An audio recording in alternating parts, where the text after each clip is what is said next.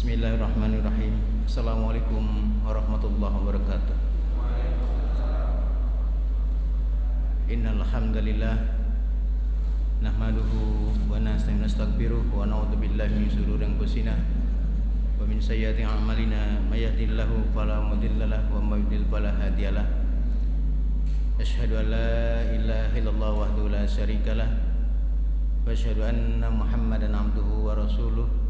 Ya ayyuhalladzina amanu taqullaha haqqa tuqatih wa la tamutunna illa wa antum muslimun. Ya ayyuhan nasi taqu rabbakumul ladzi khalaqakum min nafsin wahidah wa khalaqa minha zawjaha wa batha minhuma rijalan katsiran wa nisaa wattaqullaha alladzi tasaaluna bihi wal arham innallaha kana 'alaikum raqiba. Ya ayyuhalladzina amanu taqullaha wa qulu qawlan sadida yuslih lakum a'malakum wa yaghfir lakum dhunubakum wa may yuti'illaha wa rasulahu faqad faza fawzan 'azima. Amma ba'd. Fa inna asdaqal hadis kitabullah wa khairul hadi Muhammadin sallallahu alaihi wasallam wa syarrul umuri muhdatsatuha wa kullu muhdatsatin bid'ah wa kullu bid'atin dhalalah wa kullu dhalalatin finnar. Allahumma shalli wa sallim ala Muhammadin wa ala alihi wasallam. Bapak dan Ibu jamaah yang dimuliakan Allah, syukur alhamdulillah kita panjatkan kehadirat Allah Subhanahu wa taala yang telah melimpahkan rahmat dan karunia kepada kita sehingga pada kesempatan hari ini kita masih dapat melaksanakan sholat maghrib berjamaah dan dilanjutkan dengan kaji kita pada hari ini. Pada pengajian 2 pekan yang lalu kita sudah menyampaikan tentang prinsip-prinsip pentingnya mengkaji prinsip-prinsip agung Islam agar umat itu tidak menjadi muslim yang liberal. Itu sudah disampaikan pada kajian sebelumnya, bagaimana pentingnya umat Islam ini agar tidak terpapar virus liberal, maka wajib mengkaji tentang prinsip-prinsip agung Islam. Tentu Bapak dan Ibu kita masih dapat menyaksikan upaya-upaya untuk menghalalkan perkawinan lintas agama yang kita juga saksikan, walaupun salah satunya kasus di Surabaya, pengadilan sudah mengabulkan tentang boleh perkawinan atau dibolehkannya perkawinan muslim dengan wanita muslimah dengan laki-laki non muslim. Tetapi Majelis Ulama tetap berpegang teguh kepada fatwa yang telah dikeluarkan baik tahun 80 berkaitan dengan fatwa perkawinan campuran, bahwa haram bagi umat Islam melaksanakan perkawinan berbeda agama. Lebih terkhusus bagi wanita muslimah ini mutlak tidak ada ulama di dunia ini yang menghalalkan, membolehkan wanita muslimah dinikahi oleh laki-laki yang di luar Islam.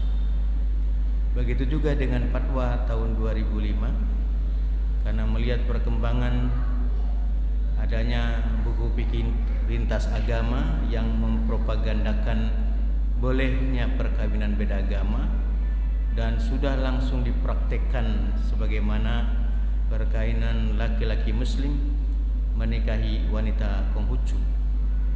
Nah, oleh karena itu Majelis Ulama pada Munas tahun 2005 mengeluarkan fatwa kembali bahwa haramnya perkawinan beda agama atau lintas agama. Jadi dengan adanya pengadilan yang memutuskan dikabulkannya, dibolehkannya muslim dengan non muslim pernikahan, bukan berarti jadi halal dalam pandangan Islam. Nah, oleh karena itu Bapak Ibu yang berbahagia, nah bagaimana umat supaya tidak menjadi muslim yang liberal? Maka pada kajian yang lalu beberapa prinsip-prinsip agung Islam yang wajib diyakini oleh seluruh kaum muslimin. Tentu untuk hari ini saya ingin menyampaikan salah satu fatwa Majelis Ulama berkaitan dengan wanita muslimah menjadi imam sholat Jumat sementara makmumnya laki-laki. Nah, ini menunjukkan adanya propaganda seorang wanita muslimah jadi imam dan khatib Jumat. Dan inilah salah satu orang yang terpapar virus liberal. Karena ini cukup menghebohkan dan tidak pernah terjadi dalam sejarah Islam wanita itu jadi imam khatib Jumat sementara makmumnya laki-laki. Nah, oleh karena itu Bapak Ibu, Majelis Ulama mengeluarkan fatwa sehubungan dengan adanya wanita muslimah jadi imam dan khatib Jumat. Nah, pada Munas 2005 itulah juga MUI keluarkan fatwa. Nomor fatwanya yaitu nomor 9 Munas 7 Romawi MUI 13 2005, yang akhirnya para tokoh-tokoh dari berbagai ormas Islam yang tergabung di Majelis Ulama membicarakan soal imam dan khatib Jumat yang perempuan ini. Nah, di sini diantaranya menjadi keresahan bagi umat Islam. Oleh karena itu, ada sebagian kaum muslimin yang menyampaikan ke Majelis Ulama meminta penjelasan agar umat ini tidak menjadi bingung dengan pelaksanaan yang dilakukan oleh Profesor Aminah Wadud yang jadi imam khatib Jumat, sholatnya di gereja katedral. Jadi ini cukup mengejutkan. Nah, atas peristiwa ini maka Majelis Ulama dalam rangka untuk memberikan kepastian hukum akhirnya menetapkan bahwa hukum wanita menjadi imam sholat itu menjadi pedoman bagi umat Islam. Bagaimana menurut hukum Islam? Apakah boleh wanita jadi imam dan khatib Jumat makmumnya perempuan? Sebagaimana standar Majelis Ulama untuk mengeluarkan fatwa, dasar pertama adalah Al-Quran. Dasar yang kedua tentu hadis Nabi. Dasar yang ketiga ijma para ulama. Begitu juga dasar yang keempat berkaitan dengan ulama dari ahli fikih, bagaimana yang berkaitan dengan pelaksanaan dan hukum bagi wanita yang menjadi imam dan khatib sementara makmumnya laki-laki atau makmumnya campur laki dengan perempuan. Maka atas dasar ayat-ayat Al-Quran, salah satu dalilnya mengacu kepada surat An-Nisa ayat 34. Nah, di dalam surat An-Nisa ayat 44 Allah menegaskan ar-rijalu qawwamuna 'alan nisa, bahwa kaum laki-laki itu adalah pemimpin bagi wanita. Ini pertama rujukan Majelis Ulama untuk menentukan hukum yang berkaitan dengan wanita yang jadi imam khatib itu. Yang kedua,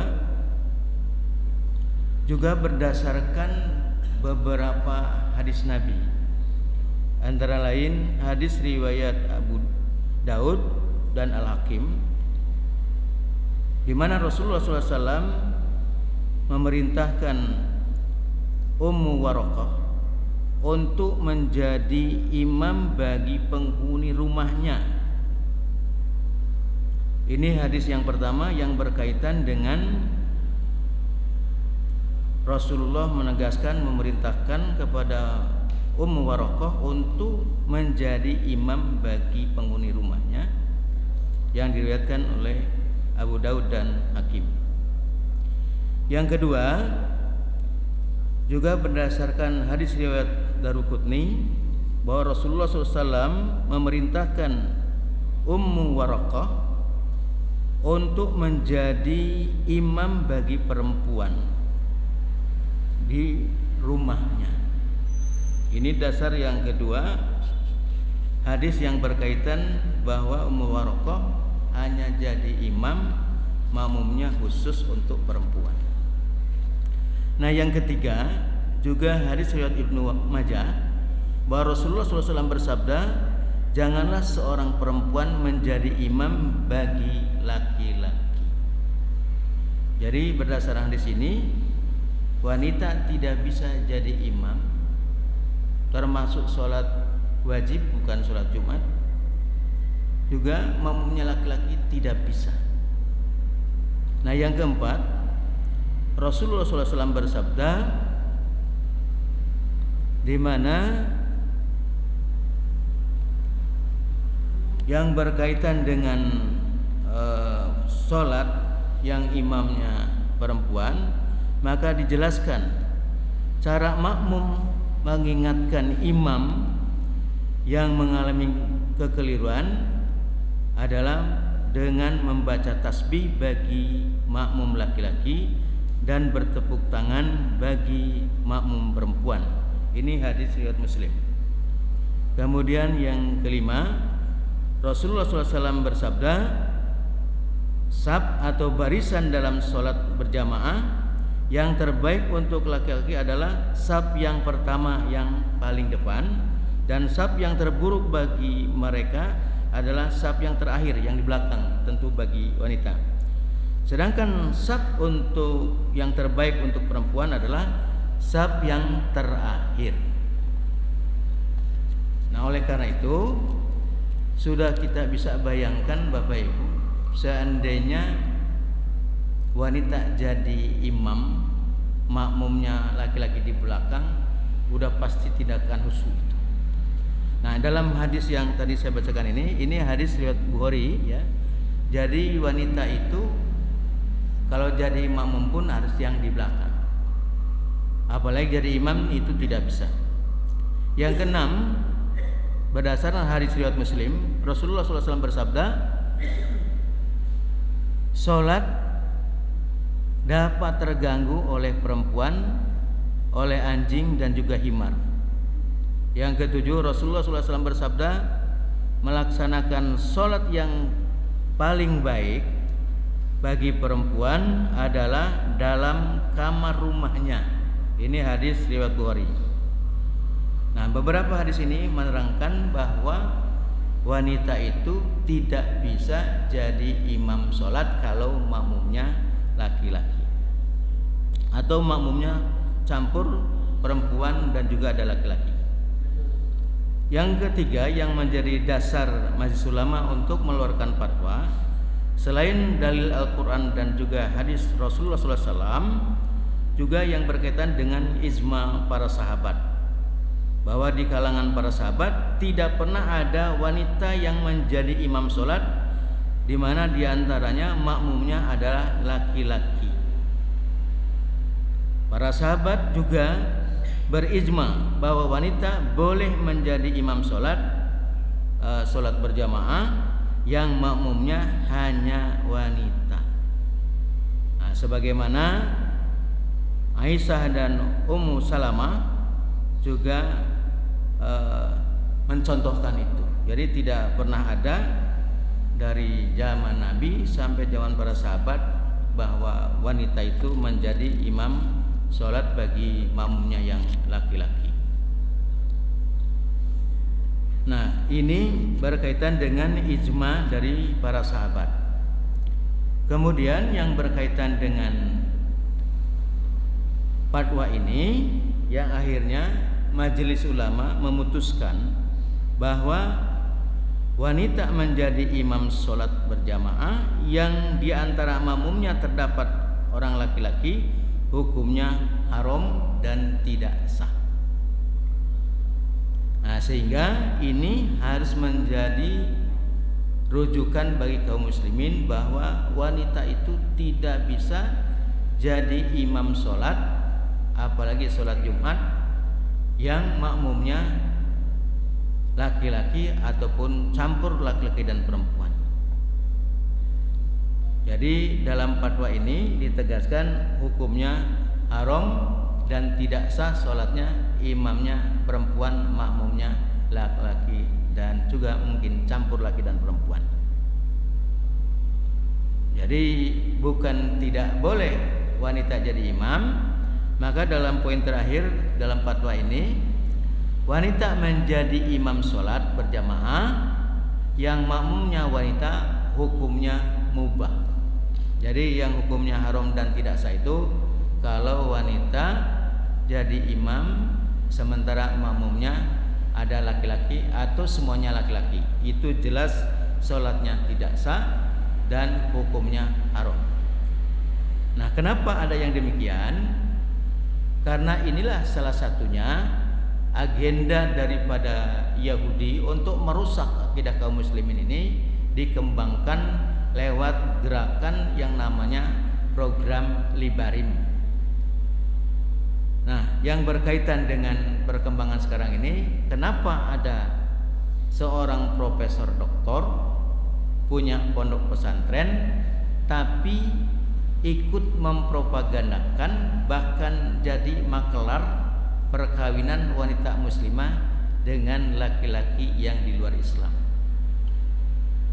Apakah profesor ini tidak tahu ayat-ayat yang menerangkan tentang haram mutlak bagi wanita muslimah dinikahi oleh laki-laki di luar Islam berdasarkan surat 60 ayat ke-10? Orang-orang yang terpapar liberal dia mengatakan bahwa surat Al-Mumtahanah atau surat 60 ayat ke-10 itu diharamkan oleh Rasulullah SAW karena melihat konteksnya. Menurut mereka konteksnya waktu itu sedang terjadi peperangan, sehingga Muhammad ingin tahu mana kawan mana lawan, maka diharamkan oleh Muhammad itu wanita dinikahi oleh laki-laki yang di luar Islam alias laki-laki kafir. Tapi kalau kondisinya aman, tidak sedang perang, maka diperbolehkan bahkan wanita muslimah ini bisa nikah dengan siapa saja yang di luar Islam.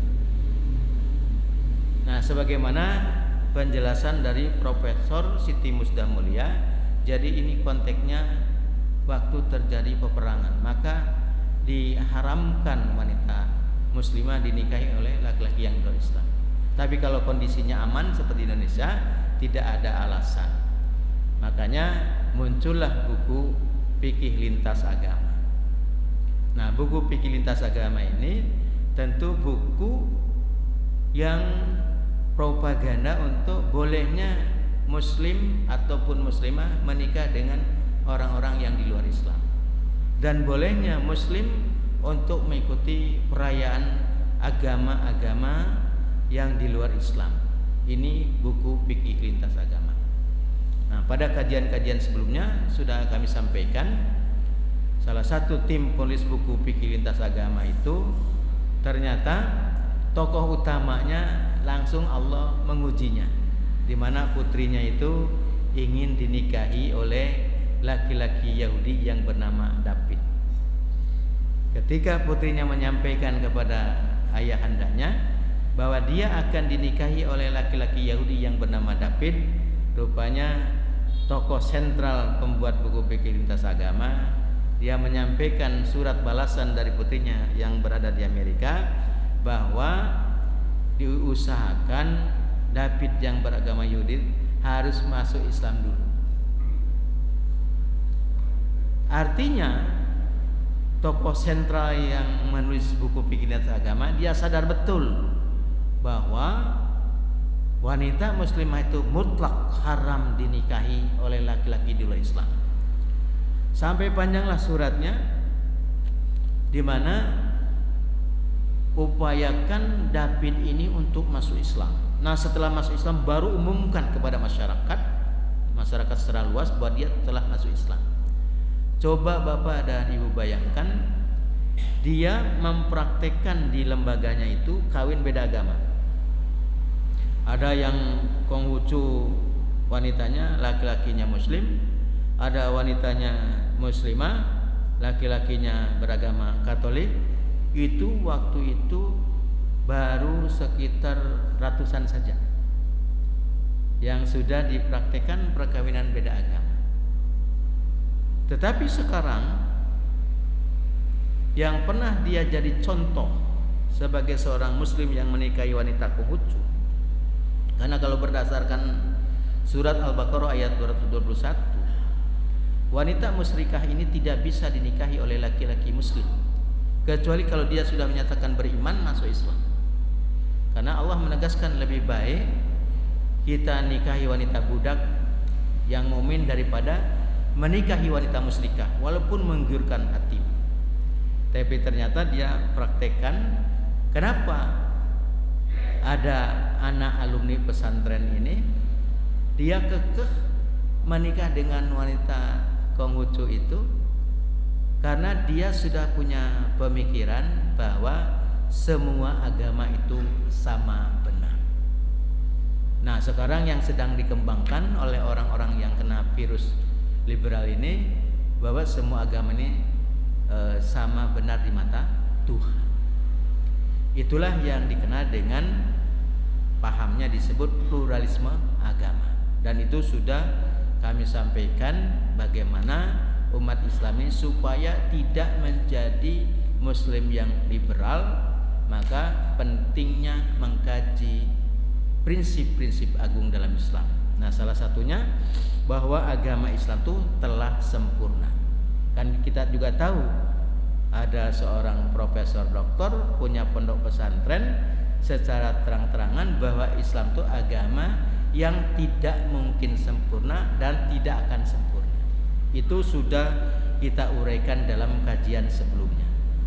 Jadi mudah-mudahan Bapak dan Ibu-ibu yang hadir pada kajian yang lalu, kita memahami paling tidak ada 11 poin yang menjadi prinsip-prinsip agung Islam agar umat ini tidak menjadi Muslim yang liberal. Nah, oleh karena itu profesor yang mengadakan sholat Jumat di katedral itu, ini salah satunya profesor yang mempropagandakan tentang gerakan liberal itu. Karena orang-orang liberal itu berpaham bahwa tidak mau terikat di dalam menafsirkan agama, dalam hal ini Quran, itu harus secara bebas, tidak boleh menafsirkan Quran itu mengikuti tafsir-tafsir para ulama. Makanya mereka menafsirkan Quran secara bebas, sehingga salah satu profesor juga membolehkan membolehkan perkawinan sesama jenis itu. Tapi dia nulis buku poligami haram, kawin sejenis katanya dalam Islam dibolehkan.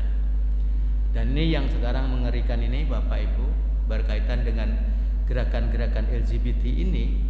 Dan ini merupakan propaganda untuk membolehkannya perkawinan sesama jenis, sehingga mereka berusaha keras untuk mencabut undang-undang perkawinan nomor 1 tahun 74 itu.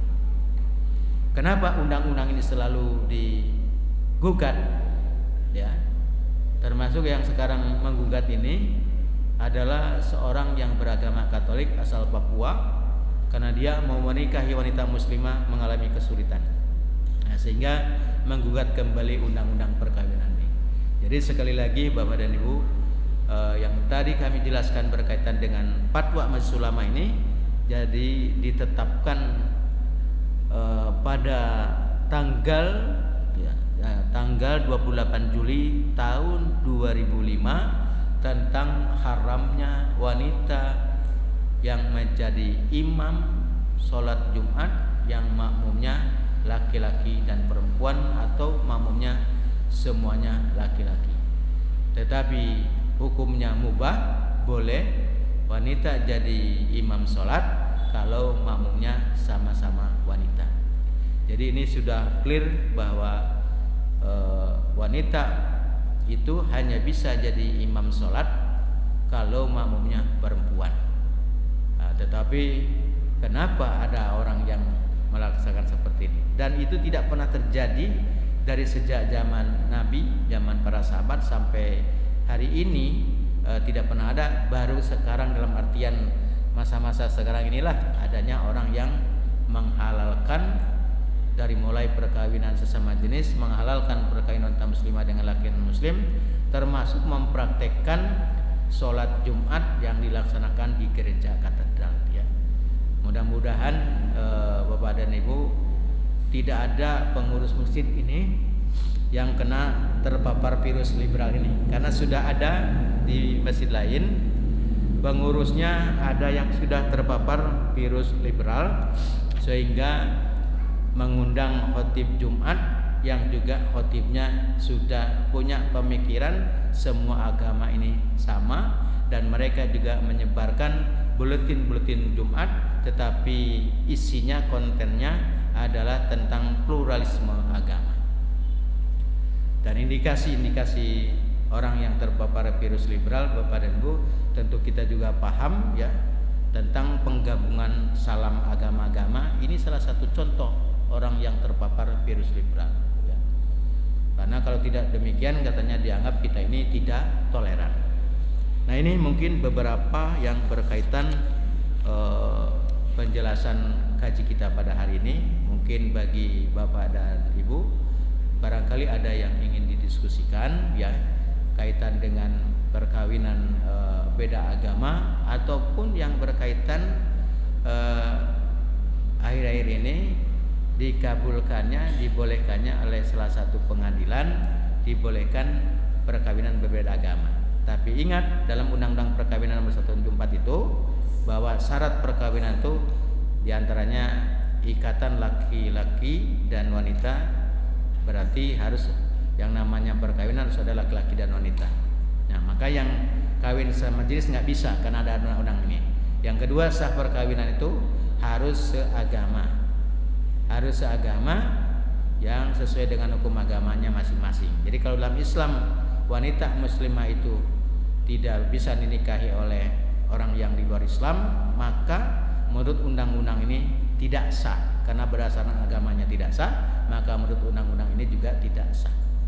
Tapi saya sempat diskusi dengan teman saya dari salah satu tokoh Hindu, bagaimana dalam pandangan agama Hindu, apakah Undang-Undang Perkawinan Nomor 1 Tahun 2004 ini setuju untuk dirubah. Dia langsung menyampaikan kepada saya tetap mempertahankan Undang-Undang Perkawinan ini. Kenapa? Karena ini sesuai dengan hukum agama Hindu. Di agama Hindu itu boleh orang menikah dengan orang Hindu harus sesama Hindu. Jadi kalau orang misalnya dari Islam ingin nikah dengan orang Hindu, dia harus ikut dulu menjadi penganut Hindu. Artinya agama Hindu itu tidak menganut perkawinan beda agama. Maka dia tetap untuk mempertahankan undang-undang perkawinan ini.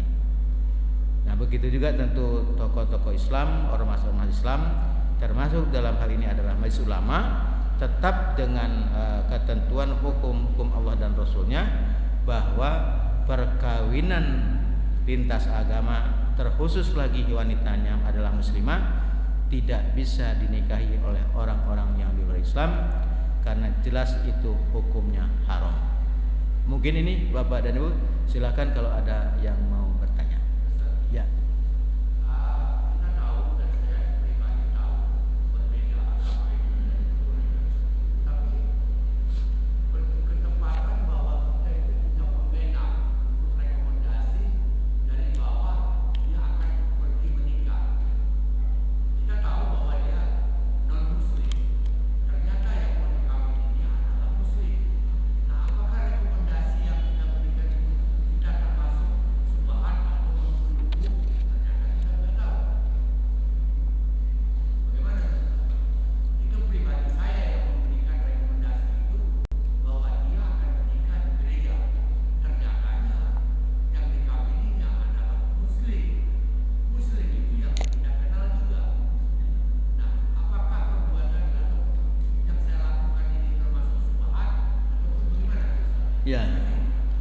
kalau kita sudah tahu ya bahwa dia bukan seorang, artinya sudah tahu dia beragama Islam, maka tidak boleh Muslim ini merekomendasikan untuk dinikahkan di gereja.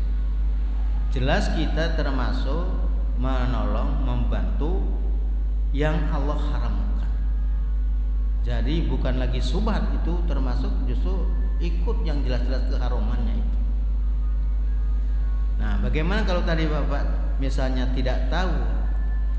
Kalau tidak tahu, sekarang kita sebagai seorang Muslim dalam kapasitas sebagai apa memberikan rekomendasi nikah di tempat ibadah agama lain? Kita sebagai RT dan RW, Pak. Oh, sebagai pejabat RT. Oh ya. Nah, ternyata tidak disebutkan wanitanya. Ya.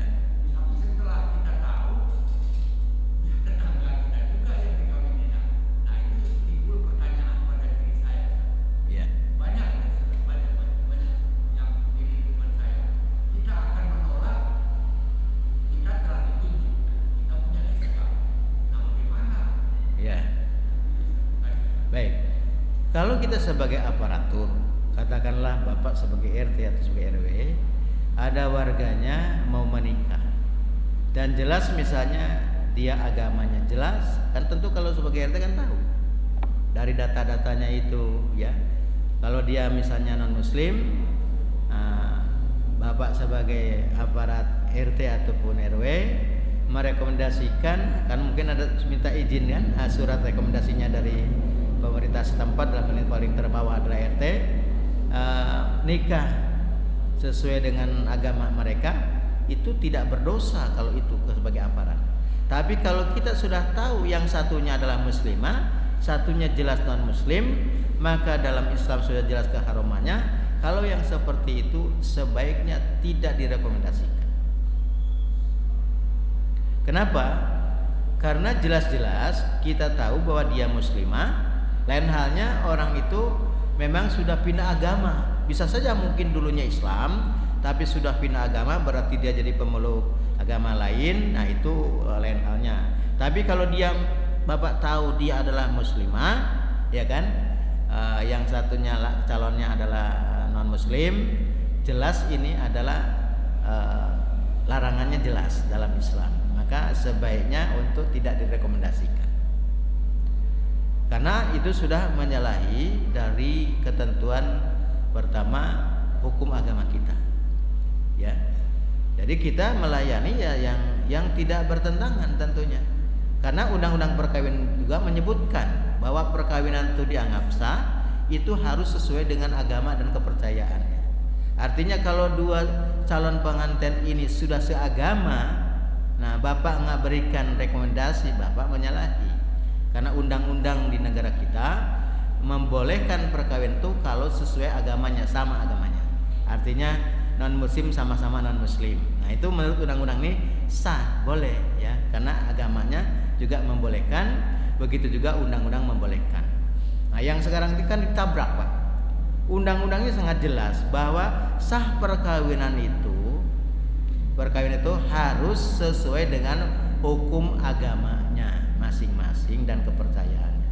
Jadi kalau dia seorang muslimah, menurut hukum Islam sah kawinnya itu harus dengan laki-laki muslim. Sehingga ketika pasangan yang non muslim menurut hukum Islam tidak sah, maka menurut undang-undang ini tidak sah. Itu sebetulnya yang sudah terang dalam bunyi ayatnya di pasal 2 undang-undang perkawinan itu. Nah, yang jadi sekarang ditabrak ini jelas ini ada undang-undangnya yang melarang ya. Lalu atas dasar HAM akhirnya dibolehkan. Seperti argumen maklar kawin beda agama ini ketika diskusi di TV One, Ki Holil Nafis bertanya, adakah ulama yang membolehkan itu? Kata dia, ada. Siapa ulamanya dan apa kitabnya yang ditulis ulama itu yang membolehkan wanita muslimah dengan laki-laki yang di luar Islam? Ujung-ujungnya tidak bisa buktikan, akhirnya dia mengatakan itu atas nama HAM. Atas nama HAM ya. Nah, tetapi kalau tadi ini sudah seagama Pak gitu ya. Nah, sudah seagama itu karena menurut agamanya boleh dan menurut undang-undang ini juga boleh sah artinya. Jadi undang-undang ini menyatakan sah kalau menurut agamanya sah. Kalau menurut agamanya tidak sah, maka menurut undang-undang ini tidak sah. Nah, cuman sekarang ini saja perkembangannya karena mereka kencang sekali berusaha untuk menabrak undang-undang ini, maka berusaha untuk mencabutnya. Apalagi berkaitan dengan LGBT itu, dia ingin halalkan, minta undang-undang dicabut supaya bisa diizinkan laki dengan laki-laki menikah, wanita dengan wanita menikah. Dan ini dianggap orang yang tidak setuju terhadap perkawinan sesama jenis, dicap kita ini orang yang abnormal. Jadi terbalik Pak orang-orang liberal tuh. Orang yang suka sesama jenis itu yang normal, yang tidak suka tidak normal. Saya kira Bapak dan Ibu termasuk saya ini tidak normal menurut kacamatanya orang yang punya pemikiran liberal. Itu salah satunya dalam buku yang berjudul Indahnya Kawin Sesama Jenis. Indahnya kayak apa saya nggak ngerti karena tidak pernah mengalaminya ya. Ya.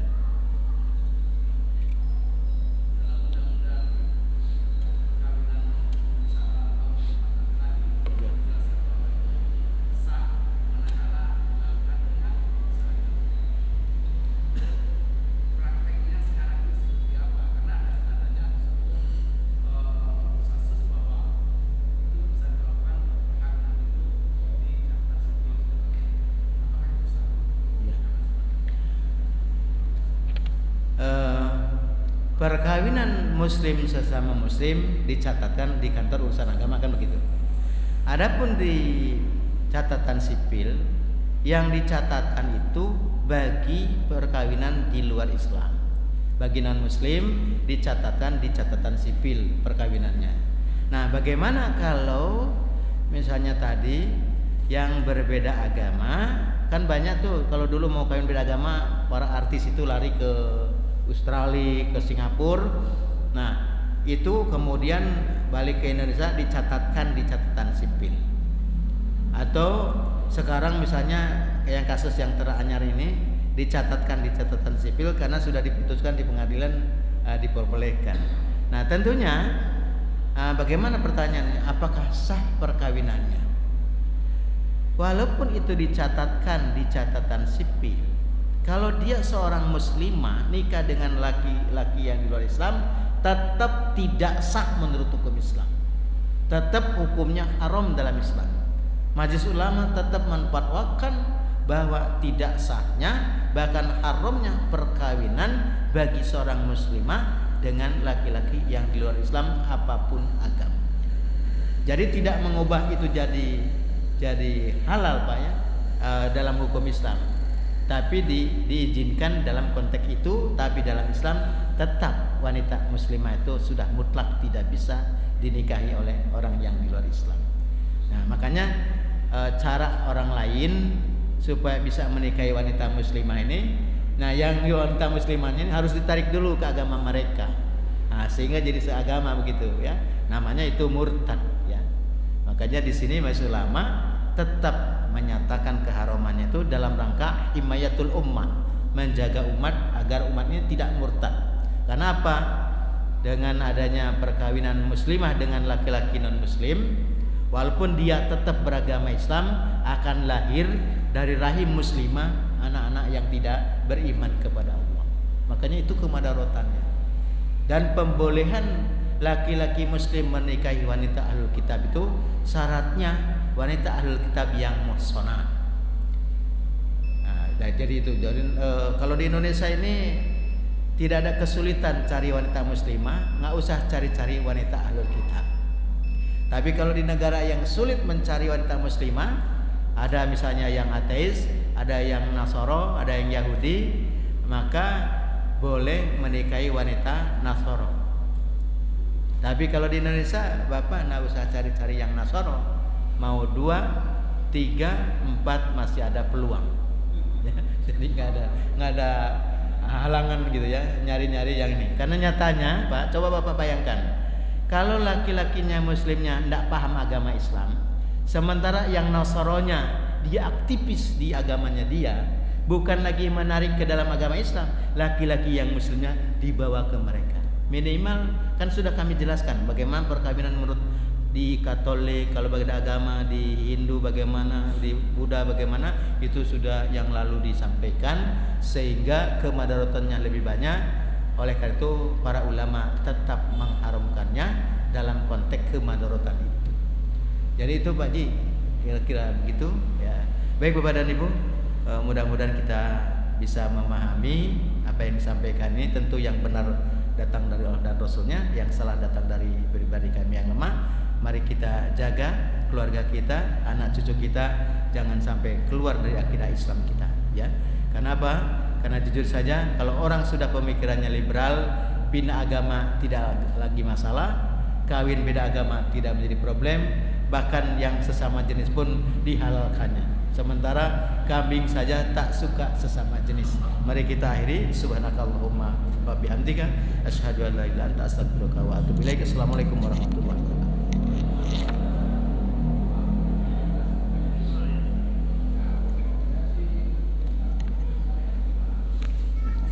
Assalamualaikum. Kandang tuh.